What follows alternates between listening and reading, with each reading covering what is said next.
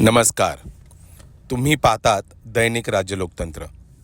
निवडणुकीच्या प्रचारात उपस्थित होणाऱ्या कोणत्याही अडचणीच्या मुद्द्याला आपण धार्मिक ध्रुवीकरणाच्या हुकुमी एक्क्याने बगल देऊ शकतो.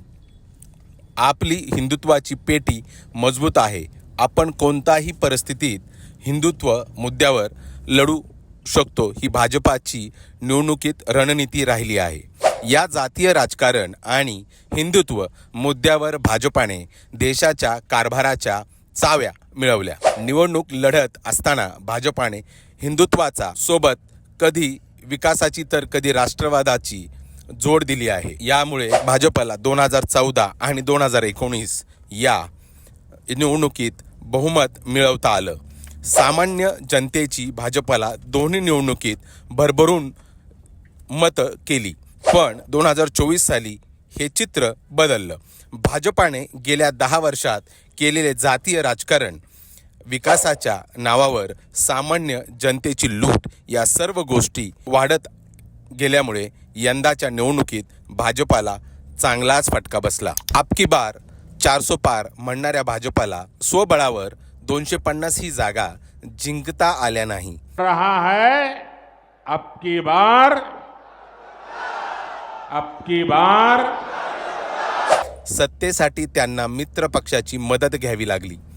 सतत आपला पारा चढवणारे नरेंद्र मोदी यांनी आता एनडीएचा नारा लावायला सुरुवात केली. चंद्रबाबू नायडू आणि नितीश कुमार यांची प्रत्येक ठिकाणी प्रशंसा करू लागले. यामुळे भाजपा सध्या किती घाबरली आहे हे जनतेने समोर आले आहे. जनतेमध्ये मोदी आणि भाजपा विषयी संताप निर्माण झाला आहे.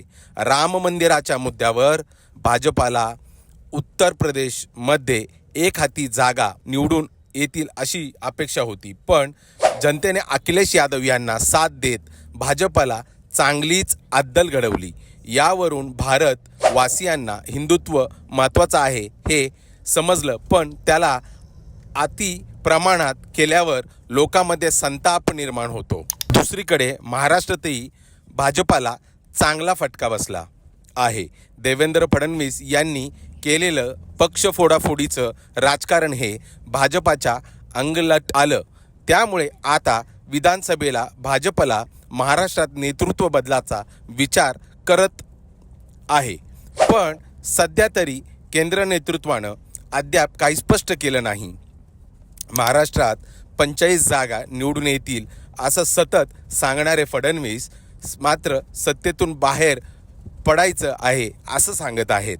भाजपा मणिपूरमध्ये झालेल्या घटनेत शांत राहिला. भाजपा बेरोजगारीच्या मुद्द्यावरही शांतच, शेतकऱ्यांच्या प्रश्नावरही शांत. यामुळे लोकांच्या लक्षात आलं की भाजपा लोकांची दिशाभूल करत आहे. त्यामुळे यंदाच्या निवडणुकीत लोकांनी हवेत असलेल्या भाजपला जमिनीवर आणलं. तुम्हाला काय वाटतं? भाजपा अजून कोणत्या ठिकाणी चुकली? आम्हाला कमेंट करून नक्की कळवा. आणि जर राज्य लोकतंत्र चॅनलवर नवीन असाल तर चॅनलला सबस्क्राईब करायला विसरू नका. धन्यवाद.